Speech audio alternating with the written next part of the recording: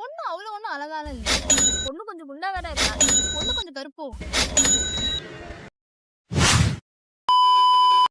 Dowry அப்படிங்கிற concept வந்து dowry is equal to trading. Trading அப்படின்றப்போ ஒரு பார்ட்டர் சிஸ்டம் மாதிரி. Barter system. எப்படி வந்து முதல்ல பார்ட்டர் சிஸ்டம் என்னன்னு சொல்றேன். பார்ட்டர் சிஸ்டம்ங்கிறது இப்ப நான் இவளுக்கு ஒரு உப்பு இப்ப அவளுக்கு வந்து ஒரு பொருள் கொடுக்குறேன். அந்த பொருளுக்கு பதிலா இன்னொரு பொருள் எனக்கு கொடுப்பா. காசு இல்லாத அந்த காசு எல்லாம் இல்லாத டைம்ல வந்து இந்த மாதிரி ஒரு இந்த கூட்ஸ் எக்ஸ்சேஞ்ச் நடந்துச்சு. அதான் பார்ட்டர் சிஸ்டம். சோ பார்ட்டர் சிஸ்டம்க்கும் இந்த ஒரு கல்யாணம் பெரிய வித்தியாசம் எல்லாம் கிடையாது. ரெண்டுமே ஒண்ணுதான். இப்போ வந்து என்னன்னா இங்க வந்து இங்க ஆனா ஆக்சுவலி பார்ட்டர் சிஸ்டம் இல்ல நினைக்கிறேன். இது ட்ரேடிங்கே. காசு தான் கொடுக்குறாங்க. ஆல்சோ காசு பிளஸ் இந்த இதெல்லாம் கொடுக்குறாங்க. அப்படியே அவங்கள்ட்ட இருந்து போட்டு எல்லாத்தையும் அப்படியே இந்த கருப்பு ஜூஸ்ல இருந்து வர மிஷின்ல இருந்து புளியறாம புளிஞ்சிடுறாங்க. அந்த பக்கம் வர கருப்பு மாதிரி ஆக்கி அந்த மாதிரி தான் இதுதான் டவுரி கான்செப்ட் பேசிக்கலி. இது ஏன் எங்களுக்கு தோணுச்சா இப்போ ஒரு மேரேஜ் ரிலேஷன்ஷிப் அப்படிங்கிறது வந்து நான் வந்து எனக்கு வந்து ஒரு பையனை பிடிச்சிருக்கு, இவதான் அந்த பையன் அப்படின்னா நான் வந்து எனக்கு ஒண்ணு பிடிச்சிருக்கு, நான் உன்னை கல்யாணம் பண்ணிக்கிறேன், நம்ம 2 பேரும் போய் கல்யாணம் பண்ணிப்போம், நம்ம பேரண்ட்ஸ் எல்லாம் சொல்லுவாங்க கல்யாணம், அதெல்லாம் கிடையாது. நம்ம அப்படிலாம் பண்ணக்கூடாது. System is not a system. நாங்க ஒரு சிஸ்டம் கொண்டு வருவோம். அதுதான் நீங்களும் யூஸ் பண்ணணும். பையன் வந்து என்ன கல்யாணம் பண்ணிக்கணும் அப்படின்னா அந்த பையன் வந்து என்கிட்ட வந்து டவுரி எல்லாம் வாங்கிப்பான். எனக்கு அப்பா அம்மாவும் டவுரிய கேட்க சொல்லுவாங்க, இவனும் அக்செப்ட் பண்ணி வாங்கிப்பான். எல்லாம் நம்ம குடும்பத்துக்காக தானே. ஆமா, இல்ல நம்ம குடும்பத்துக்கு உனக்காக தானே, நமக்காக தானே, நமக்காக இல்ல, எல்லாம் உனக்காக தானே அப்படின்னு சொல்லிதான் நான் கேட்டேனா. சரி, நான் இந்த வேலைக்கு போனேன், ஒரு 20,000 தான் வருது. 20,000த்துல ஒரு என்னோட குடும்பத்தை நடத்த முடியும், என்ன ஃபர்ஸ்ட் பாத்துக்க முடியாது. அப்போ ஒரு ஆப்ஷன் இருக்கு, நான் கல்யாணம் பண்ணி ஒரு பொண்ணு கூட்டு வரலாம், அவன் வீட்டுல இத்தனை பவுன் போடுவாங்க, இத்தனை நகை கொடுப்பாங்க, இவ்வளவு காசு வரும். ஒரு உருப்படாம வீட்டுல இருக்கும் போது அவங்களுக்கு வெறும் ஒரு ஃபேமிலி பேக்ரவுண்ட் இருக்குன்றதுக்காக ஒரு பொண்ணை வந்து எடுத்துக்கலாம். எப்படி நேர் ஒரு ஆப்ஷன் இருக்குன்றது காரணத்துக்காக அந்த ஆப்ஷனை யூட்டிலைஸ் பண்ணியே ஆகணும்னு பண்ணிக்கிறாங்க. ஒரு காசு வேணும் அப்படின்ற ஒரு இது இருக்கும் போது காசு வேணும்னா என்ன பண்ணலாம், போய் பேங்க்ல லோன் எடுக்கலாம், இல்ல யார்கிட்டயாச்சும் கடன் வாங்கலாம். அதெல்லாம் வேண்டாம். நீங்க நேரம் போய் ஒரு பொண்ணை பாருங்க, கல்யாணம் பண்ணுங்க. அந்த காசுக்கு இன்ட்ரெஸ்ட் வாங்க வேண்டாம். அந்த பொண்ணும் கிடையாது. ஆமா கிடையாது. காசு வரும், பொண்ணு வரும், மற்ற செலவுகள் எல்லாம் பொண்ணு பாத்துக்கிட்டும் எல்லாத்துக்கும் அந்த பொண்ணை வந்து அந்த பையனுக்கு சமைக்க டைம் இல்லையா, சாப்பிட டைம் இல்லையா, ஆபீஸ்க்கு எழுப்பி விடணுமா, சுடு தண்ணி வைக்கணுமா, ஒரு பொண்ணை பாருங்க. அவளுக்கு காசு பிரச்சனையே ஒரு பொண்ணை பாருங்க. ஐயோ, எங்க அம்மா வந்து பல வருஷமா வேலை செஞ்சு கலைச்சிட்டாங்க.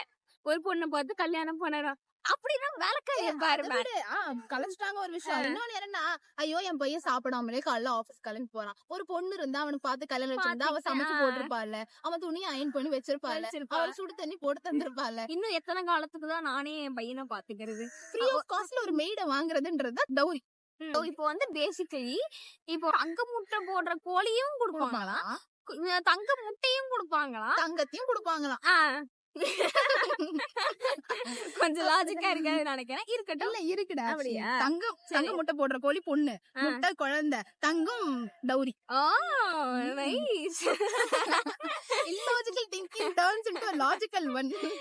அப்புறம் வந்து இப்போ கல்யாணம் பண்ணும் போது தான் டவுரி வாங்குவியா நீ? சரி ஒரே ஒரு one time expense, one time subscription தான் கிடையாது. அப்படி எல்லாம் கிடையாது. ஆனுவலியா இருக்கலாம், அது மந்த்லியா இருக்கலாம், டே டு டே ப்ராசஸாவும் இருக்கலாம். ஆமா, என்னன்னா இப்போ அது என்னது, இந்த தலை தீபாவளி, தலை பொங்கல், பண்ணுவாங்களே, என்ன பண்ணுவாங்க, இந்த மாதிரி இந்த தாலி பிரிச்சு பொங்கல், அந்த மாதிரி இது எல்லாமே லைன் பை லைனா கல்யாணம் ஆரம்பிச்சு எடுத்துட்டு வாழ், அம்மாவை காசு கொடுக்க சொல்லு.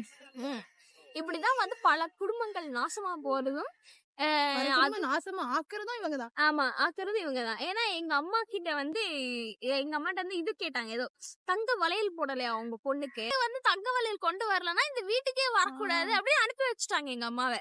சோ எங்க அம்மா வந்து அவங்க வீட்லயேதான் இருந்தாங்க 7 வருஷத்துக்கு.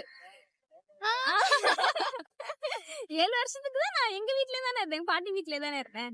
சோ வந்து ஒரு வளையல் கொண்டு வரல. கல்யாணம் ஆகி குழந்தை பெற்றதுக்கு அப்புறம், ஆமா, குழந்தை பெற்றதுக்கு அப்புறம் அங்க நான் இந்த வயசுல 3 வயசு 2 வயசு இருக்கும்போது பிறந்த உடனே எங்க அம்மாவோட பேபி ஷவருக்கு கேட்டிருக்காங்க. அப்போ வந்து எங்க அம்மா வந்து தர முடியாது, அப்ப எங்க வீட்டு சிச்சுவேஷன் அப்படி, அவங்க பேரண்ட்ஸ்னால கொடுக்க முடியாதுன்னு சொல்லிட்டாங்க. அப்ப நீ என்ன பண்ணி இருக்கணும், அப்போ அதுக்கு மாதிரி கேட்டிருக்கே தப்பு.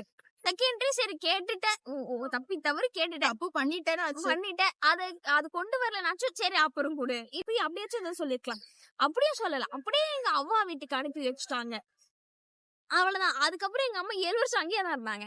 சோ இந்த மாதிரியான விஷயங்கள் எல்லாம் வந்து டௌரியில தான் நடக்குது. எனக்கு வந்து இப்படி உனக்கு வந்து அந்த பையனுக்கு வந்து உன்னால வந்து ஒரு பொண்ணு பாத்துக்க முடியாது, உன்னால உன்னையே பாத்துக்க முடியாது, நீ முதல்ல கல்யாணமே பண்ணக்கூடாது. நீ வந்து உனக்கு காசு வாங்கி பாக்கெட்டுக்குள்ள போட்டுக்கணுங்கிறதுக்காக ஒரு பொண்ணை கூட்டு வந்து காசையும் வாங்கி கல்யாணம் பண்ண தப்பு இல்ல. அதான் இப்ப கல்யாணம் மட்டும் கண்ணு முன்னாடி ஒரு வழிப்பறி நடக்குது. வழிப்பறி பேசிக்கலி அது ஒரு வழிப்பறி. ஏன்னா கல்யாணத்துக்கு அப்புறம் ஃபாலோடு பை ஒரு 100 ஈவெண்ட் வரும். அந்த எல்லா ரிச்சுவல்ஸ் எல்லாத்துக்கும் இவங்கள்ட்ட தான் காசு வாங்குவாங்க. பாரம்பரியமாவே பண்ணிட்டு வராங்களா? இத கேக்குறதுக்கு யாருக்குமே வாய் வரலையா, இல்ல தோணலையா, இல்ல வந்து ஸ்டெப் எடுக்கலையா? தோணுவாங்க. அப்பதான் நீ அந்த இது கல்ச்சுரல் சிஸ்டம்ஸ்குள்ள நீ அடங்கி போவ. அவங்க வந்து இந்த क्वेश्चन பண்ணவே நினைக்கல. பிறந்ததுல ஒரு பொண்ணு பிறந்தனால நான் சேர்க்க ஆரம்பிக்கணும், தங்கம் சேர்க்கணும், இது சேர்க்கணும். எதுக்கு சேர்க்கணும்னா கல்யாணத்துக்கு சேர்க்கணும், படிப்புக்கு, இதுக்கு எதுக்குமே செலவு பண்ண மாட்டாங்க. அதுல காலியா இருக்கக்கூடாது, அதுக்குன்னு ஒரு தனி அமௌண்ட் வச்சிருப்பாங்க, அதை வச்சுதான் இருப்பாங்க. அது அப்பதானே வந்து உனக்கு கொண்டு போய் அது நீ இப்படி கருப்பா இருந்துட்ட, உனக்கு நீ வந்து ஏதோ உனக்கு ஒரு இது இருக்கு அப்படின்னா இது ஐயோ உனக்கு எக்ஸ்ட்ரா கொடுத்தாதான் உன்னை கல்யாணம் பண்ணிப்பாங்க. அப்படி கல்யாணம் பண்ணிக்கலாம் ஏன் அடிச்சான், அப்படி கல்யாணம் பண்ணிக்கலாம் ஏன் அடிச்சான். குடும்பமா இன்வால்வ் ஆகி ஓகே அந்த பொண்ணுக்கு எவ்வளவு போடுவாங்க, அந்த பொண்ணு எவ்வளவு பெரிய ஃபேமிலி, அந்த பொண்ணு படிச்சிருக்கா, ஏன்னா அது கூட ஏன்னா பொண்ணு வந்து அந்த குழந்தைங்களுக்கு படிப்பு சொல்லி தரும், டியூஷன் செலவு கூட பண்ணக்கூடாதுன்னு இது பண்றாங்க. பொண்ணு வந்து maid plus house keeping plus வந்து என்னது எஜுகேஷன் டியூட்டர் அப்புறம் இன்னும் நிறைய பலவித டேலண்ட் வரும்.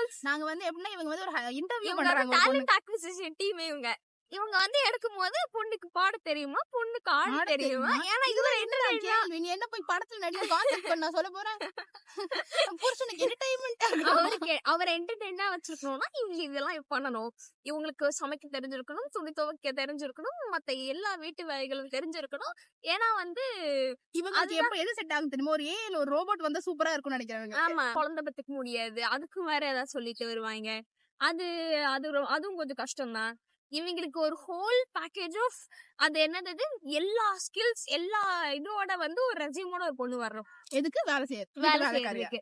அந்த பொண்ணு சில பேர்ல இருந்து அதை அக்செப்ட் பண்ணிக்கிறவங்களும் இருக்காங்க. புருஷனுக்கு சாப்பாடு சமைச்சு போடணும், புருஷனுக்கு இத பண்ணி போடணும், புருஷனை தாங்கணும் அப்படின்ற இதுலயே வந்து நிறைய பேர் அது என் பொறுப்பு, அது என்னோட கடமை, பிறந்ததே அதுதான் அப்படின்னு வருவாங்க. நான் வந்து ஒருத்தங்களை பார்த்தேன், அவங்க வந்துட்டாங்க கல்யாணம் பண்ணிட்டு, இன்னும் இது வாங்கலையே அதெல்லாம் வாங்கலன்னா எங்க அப்பாட்ட சொல்லி எங்க அப்பா கொண்டு வந்துருவாரு. பெருமை வேற, பெருமையா சொல்றேன் எங்க அப்பா இவ்வளவு பண்ணிருவாங்க. நேரா ஆப்போசிட்டே ஒரு கோல்ட் டிகர் இதை கேட்கறான், குடு தங்கத்தை குடு இவளும் நாளைக்கு கொடுத்துடுற அப்படின்றது நல்லாவா இருக்கு, நீ கேட்கணும்ல. அங்க போய் ஏன் தங்கத்தை நீ ஏன் கேக்குற, நீ சம்பாரிச்சு பாத்துக்க மாட்டியா, நான் சம்பாதிக்கிறத நம்ம பாத்துக்க முடியாதா அப்படின்னு நிறைய கேள்வி எல்லாம் கேக்குறது இல்ல. நாளைக்கு எங்க அப்பா எடுத்துட்டு வந்துருவாரு, பெருமையா வேற ஏன் எனக்கு அப்படின்னு இருக்கு. என்னால அதெல்லாம் பாத்துட்டு பொறுத்துக்கவே முடியல. இந்த டௌரினா வந்து ஏதோ அவங்க வீட்டுல ஏதோ வேற வீட்டுல இருக்கவங்க கேக்குறாங்க பரவாயில்ல, சில பேர்லாம் அவங்க வீட்டுல இருக்கவங்களே கேட்டுப்பாங்க. அந்த பொண்ணே கேட்கும் அவங்க அம்மாட்ட, எனக்கு இத்தனை சவரன் நீ 100 சவரன் போட்டாதான் கல்யாணம் பண்ணிப்பேன், ஹெலிகாப்டர்ல வந்து இறங்குவேன் நானு. அது நீயானால வந்து கோபிநாத் சார் வந்து கேட்டுப்பாரு, ஹெலிகாப்டர்லாம் வரணும், அதுக்கேத்த மாதிரி ஸ்பேஸ் இருக்கணும், அதுக்கேத்த மாதிரி வாங்குங்க, அதுக்கேத்த மாதிரி ஒரு மண்டபம் கட்டுங்க, அதுல என்ன பாருங்க, அந்த மண்டபத்துல கல்யாணம் பண்ணி வையுங்க அப்படின்னு. அந்த தற்கொலைக்கு வந்து அந்த மண்டபத்துக்குலாம் எவ்வளவு செலவாகும்னு கூட தெரியாது. அந்த பொண்ணே வந்து டௌரி கேக்குறாங்க, அதுதான் இருக்கிறதே கொடுமை. உன்னை வந்து பெத்து வளர்த்ததே ஒரு தண்ட செலவு. உன்னை எனக்கு கோகுவோட டயலாக்ல அதான் உன்னை பெத்து வளர்த்ததே முதல்ல தப்பு, இதுல உனக்கு கல்யாணம் போடணும், ஒரு 100 சவரன் வந்து நொட்டணும். ஐயோ காமன் கம்போஸ்டா பேசணும் நானும் ட்ரை பண்றேன். இந்த வீடியோ என்ன பண்றது, அப்படியே தூண்டுறாங்க, பிளட் பிரஷரும் ஏத்தி விட்டுறாங்க. பொண்ணு கட்டின புடவையோட வந்து அங்க போகுது. இப்படி ஒரு குடும்பம் கிடைக்க நாங்க கொடுத்து வச்சிருக்கணும். ஆனா ஒரு கார் மட்டும் வாங்கி